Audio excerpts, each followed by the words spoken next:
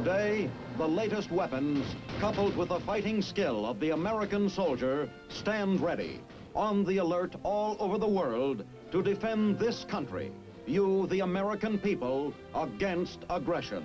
This is The Big Picture, an official television report to the nation from the United States Army.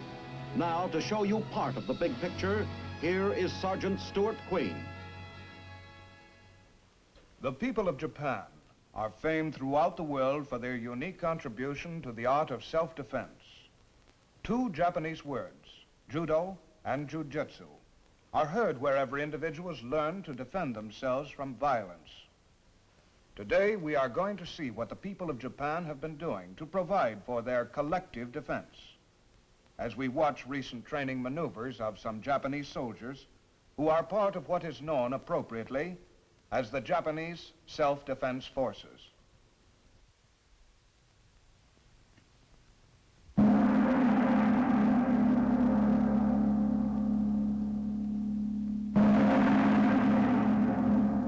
The keynote of Japanese life is tradition. This most modern of Asian nations is also the land where ancient lore and manners are venerated more, perhaps, than anywhere else in the world. To make the dead past an integral part of the living present has always been a unique Japanese gift.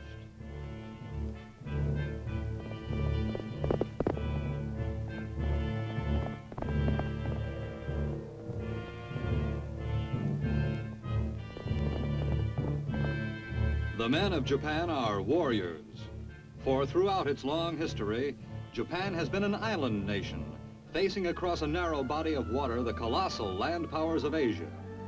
In the past decade, this immutable geography has thrust them into the vanguard of the free world struggle against totalitarian imperialism. It was not always so.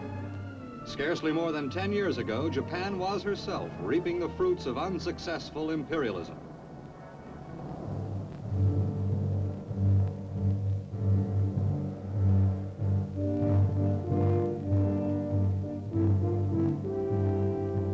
This was the heritage left to a defeated, frightened people by a small band of ruthless warlords, destroyed by the war they themselves had launched.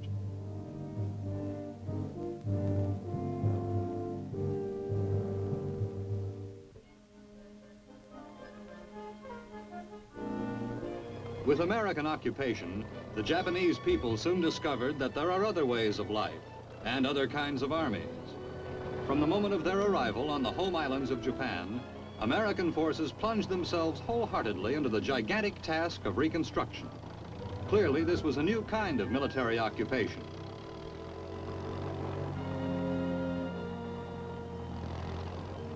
Thus encouraged, the Japanese people themselves soon went to work.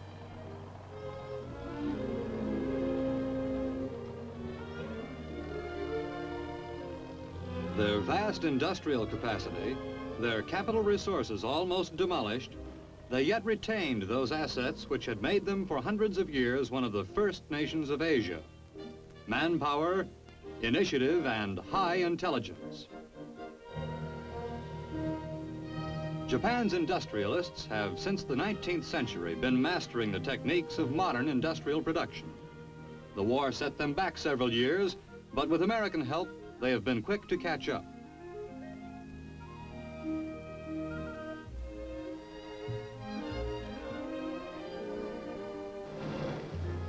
During the post-war period, Japan's industrial redevelopment was aided immeasurably, not only by United States government cooperation, but also by technical and investment assistance from some of America's leading industrial concerns.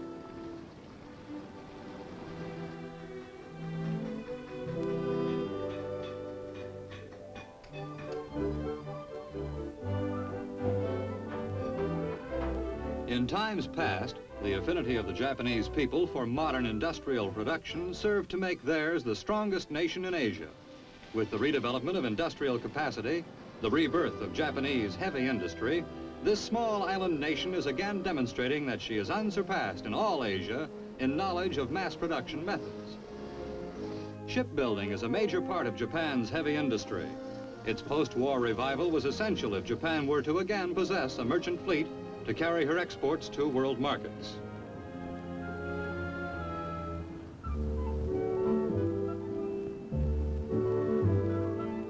Accompanying her industrial and economic reconstruction, there took place in Japan what might be called a spiritual reconstruction.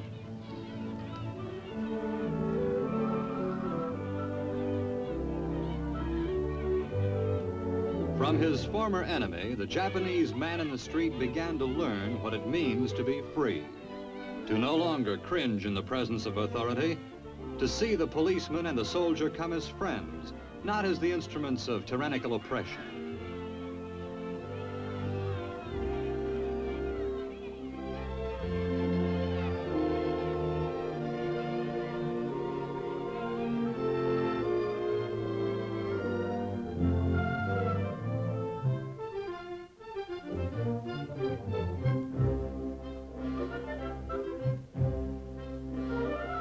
On the ruins of defeat, a new nation was erected. It is a nation of free people, a happier people, a people with new friends. Since the formal signing of peace in 1952, Japan has emerged as an important ally of the nations resisting communist expansion.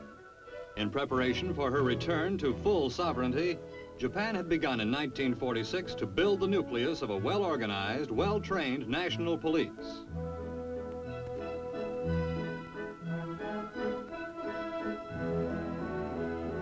The science of judo belongs in the repertoire of all good policemen. Japan is perhaps the one place where this art comes naturally.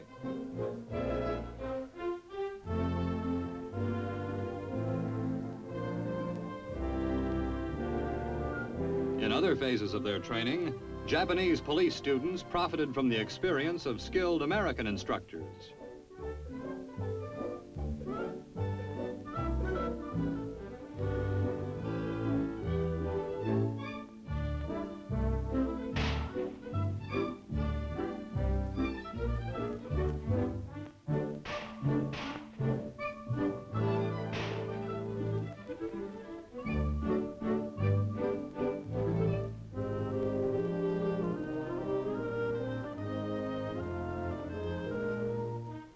From this small post-war police corps was destined to grow the tightly organized and well-drilled Japanese self-defense force. Today, this self-defense force is a modern military organization, not the old Japanese army of shaved heads and inhuman subservience, but a new army whose members are both soldiers and citizens of a free and democratic nation.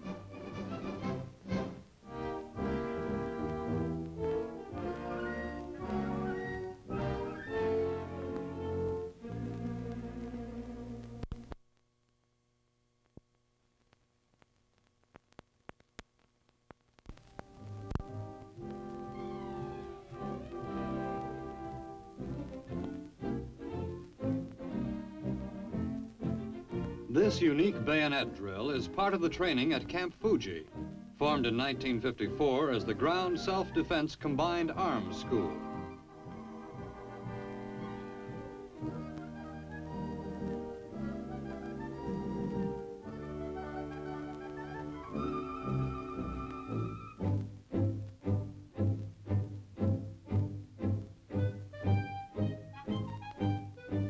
Camp Fuji also provides instruction with artillery and armor.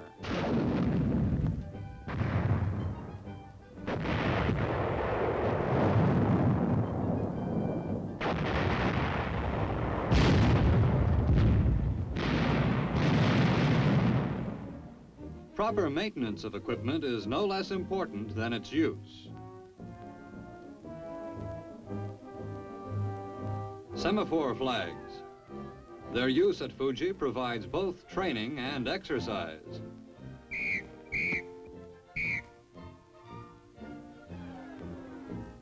This is pure exercise. Volleyball, one of the many sports at which the Japanese excel. 700 miles southwest of Tokyo is Camp Kashi. Here, members of the Japanese Ground Self-Defense Forces are trained as paratroopers by members of the United States 187th Parachute Maintenance Company. The training is a joint operation between the United States and Japanese governments.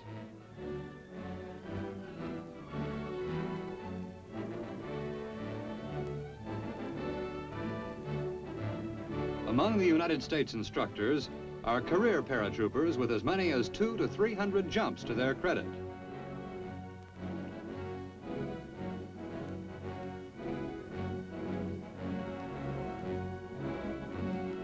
Paratroops, a development of the last war, have added a new dimension to military science and tactics. With airborne forces operating in cooperation with regular infantry, the military commander may now strike at the enemy's rear by means of what soldiers call a vertical envelopment, a rain of men and weapons from the sky. Naturally, those who participate in such an operation require a high degree of skill and training.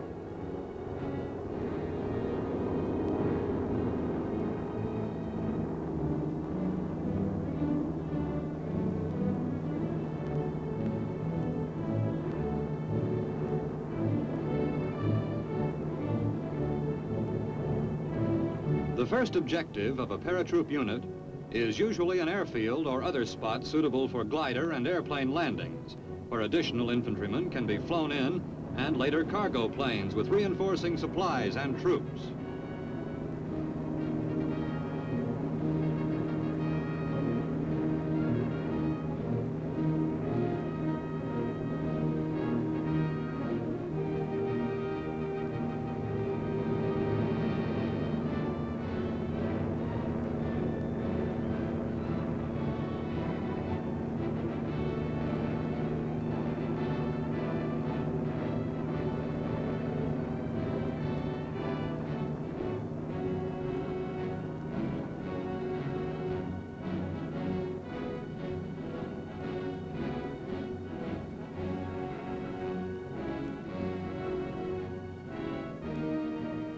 There is more to it than learning to jump from an airplane. Troops dropped in this manner find themselves spread out over a large area. Part of their skill consists in their ability to reassemble speedily into organized fighting units.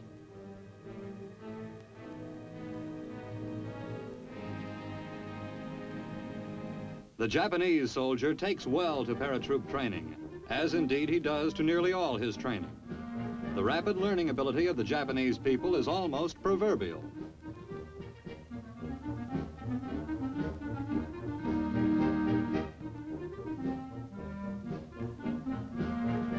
The training period at Kashi, which we have here seen, lasted 2 weeks. Of the 96 students who started the course, 92 finished with honors. Those who failed did so only because of disablement due to minor injuries incurred early in the program.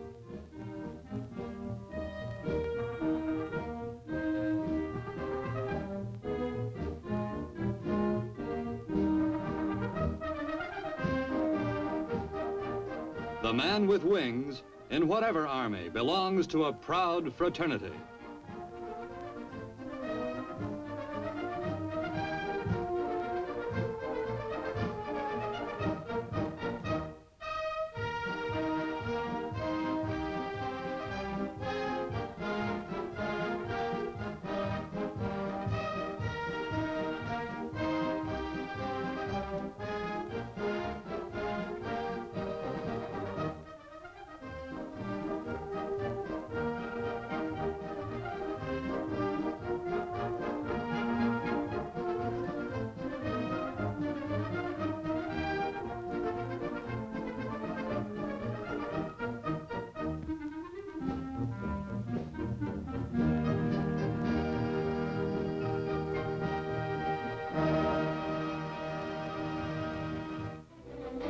Not far from Camp Fuji, we see a slightly different kind of military rehearsal.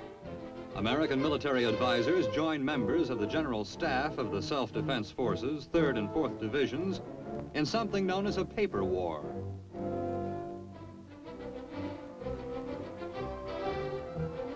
A paper war does not, as you might expect, have anything to do with red tape, although that too is an enemy with which all high-ranking officers must someday learn to deal. The kind of paper war we are witnessing here is a common device used by military commanders to study tactical and logistical problems. A commander's ability to resolve these problems properly and quickly is what will in the end decide whether the courage of his men shall result in victory or merely a futile sacrifice.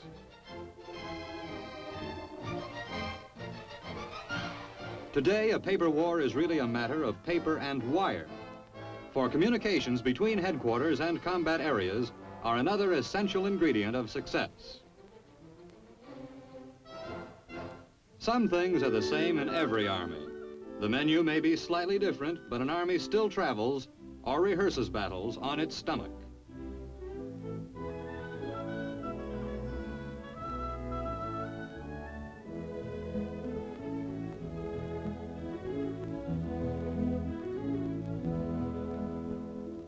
This is Camp Ashigawa. It is located on Hokkaido, Japan's northernmost home island. Here we find the 2nd Division of the Ground Self-Defense Forces Northern Corps. Among the units in training at Ashigawa are the Self-Defense Force Engineers.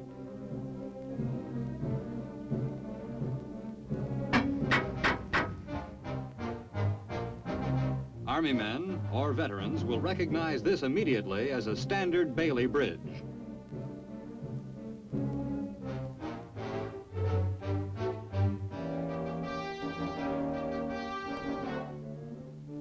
Few things test an Army's ability in the field to a greater degree than does the need for quick construction of heavy-duty bridges. The Bailey Bridge may be a modern innovation, but bridge building itself is no new art in the Orient. The men of Asia were building ingenious bridges long before Western nations emerged from primitive barbarism. From Asia came originally the engineering principles still used in the most common types of modern bridges: the suspension bridge and the cantilever.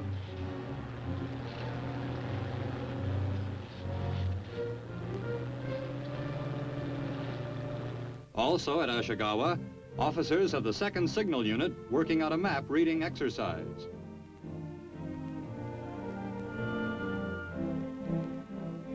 Members of the 2nd Artillery Regiment perform a practical exercise in emplacing and setting up a howitzer.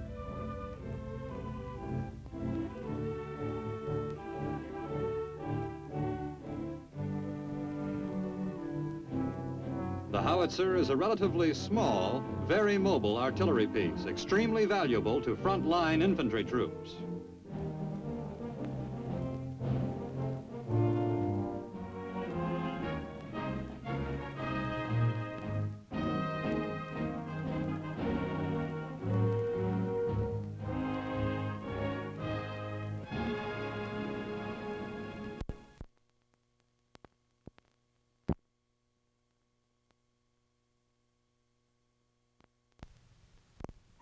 The 2nd Division at Ashigawa also includes an aviation section.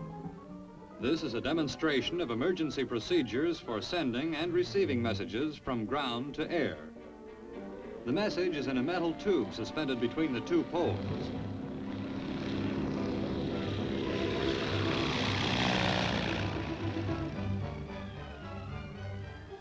Another installation of the burgeoning self-defense force was inaugurated early last year in northern Honshu. This is Camp Tragajo.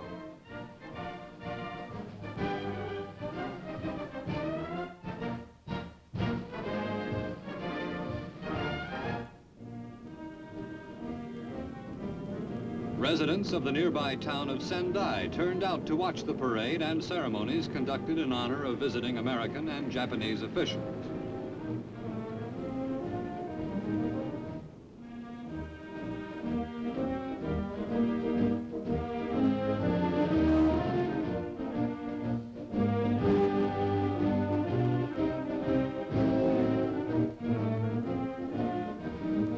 For the ceremony were numerous high-ranking Japanese officers, along with United States Generals Orlando Troxell and Herbert Vander.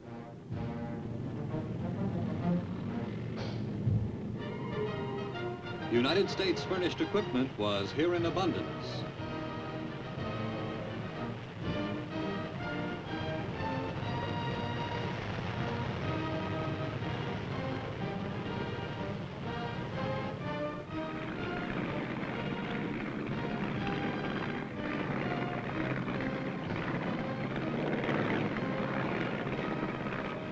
Rumoi, a town of some 30,000 on the west coast of the island of Hokkaido. To Rumoi and their nearby camp, come members of the Ground Self-Defense Forces for their annual ski drill.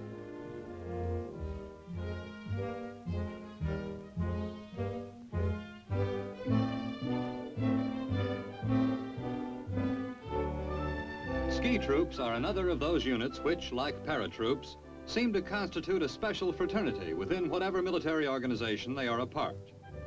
Such training develops a strong feeling of pride among the men, nor is their pride wholly unjustified. Mountain terrain, which is the usual destination of the ski trooper, is rugged going under the best of conditions. In snow and cold, weighted down by heavy military equipment, only the strong and agile can hope to long survive, let alone fight an armed engagement.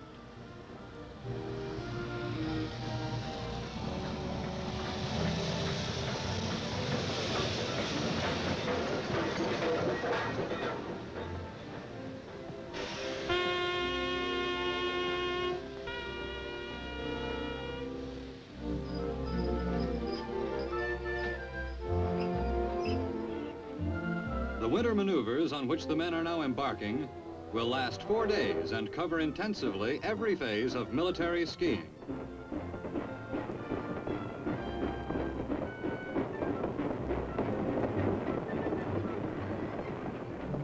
Even simple skiing on the level can be a challenging task, as neophyte skiers are constantly discovering. The same sliding action of the ski which enables an expert to travel at great speed makes it hard for the beginner to move at all.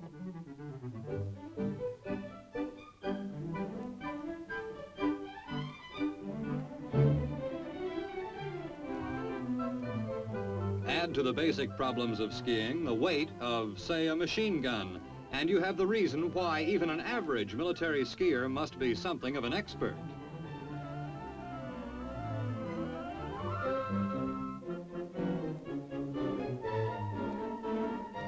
The herringbone, which every skier recognizes as the fastest method for climbing a hill on skis, and also the most exhausting. The name of this technique is derived from the peculiar herringbone pattern formed by the skis on the snow.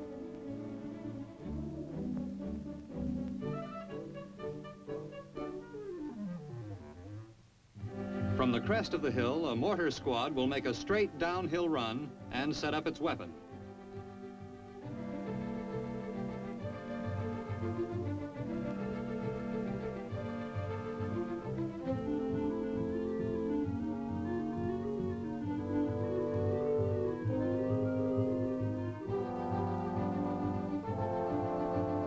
With snow, part of the problem is digging down to a firm, steady surface for mounting your weapon.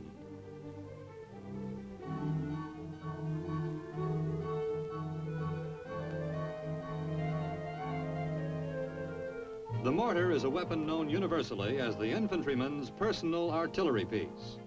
Unlike heavier artillery, the mortar goes wherever the infantryman goes, becomes almost as familiar and as essential to him as his own rifle.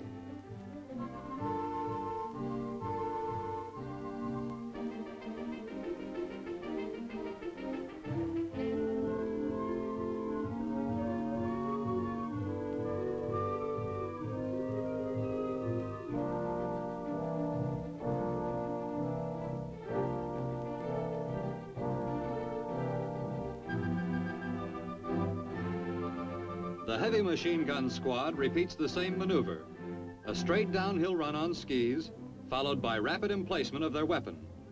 It's harder than it looks.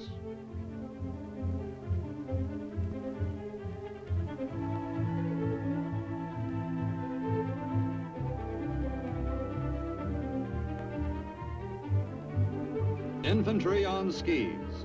Their mission is what an infantryman's mission has always been: to engage the enemy at close quarters and capture or destroy him. But fighting on skis requires certain specialized skills, tricks of the trade which even an expert skier must learn. How many skiers, for instance, can handle their ski poles and a heavy caliber rifle at the same time?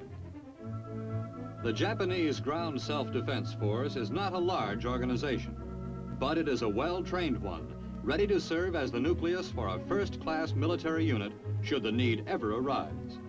These men are receiving the best instruction the Japanese and United States governments jointly can provide. Here is General Ned D. Moore, Chief of the Army Section of the United States Military Assistance Advisory Group. Selected Japanese officers undergo formal training in service schools in the United States. These students return to serve as instructors in their own service schools. Further, many ground self-defense force personnel receive training with U.S. forces in Japan. Although still receiving U.S. military equipment and aided as necessary by the Military Assistance Advisory Group, the ground self-defense force is becoming more and more self-sufficient. From an obscure start in 1950, the Police Reserve has been transformed gradually into a more mature military organization.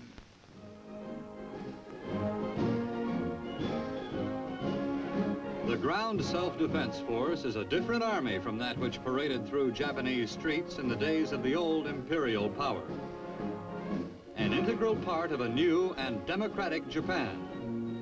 It is an army whose first duty is defending the newfound freedom of the ordinary Japanese citizen.